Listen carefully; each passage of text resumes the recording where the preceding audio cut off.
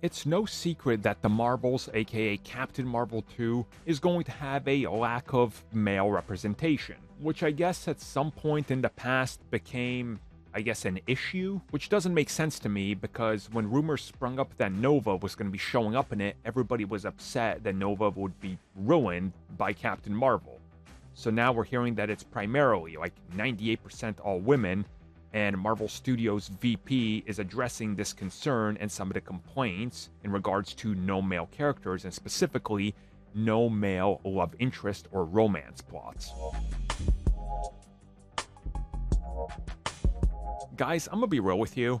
The last thing I want in most of my comic book films is romance plots. Like, I'm going to comic book films to see blue lasers in the sky, robots, space stuff, people flying around with capes, things exploding, and have a good time, okay?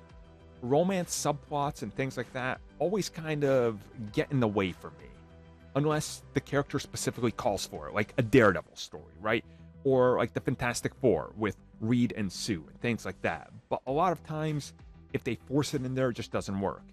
For me, Captain Marvel is a franchise that doesn't need it because Captain Marvel, largely in the comics, hasn't really had that focus. Now, somebody's going to bring up the Rhodey relationship. Okay, cool. You've seen the complete comic breakdown or whatever, and like the 3 issues that they had a relationship for, and now you think that that's the whole thing. It's not. It works for Peter Parker because he's largely written like that to have those issues, and that's one of the things that they wanted explored with Peter. Captain Marvel, never really been that type of character. So recently, Victoria Alonso, Marvel Studios VP, talked about this, and she said that there's no point in it.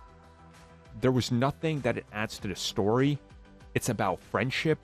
It's about these women coming together from different walks of life, and that tossing random male love interests or male characters into the film just to be there to check off, hey, this has guys in it, would be counterintuitive to the story they're going for.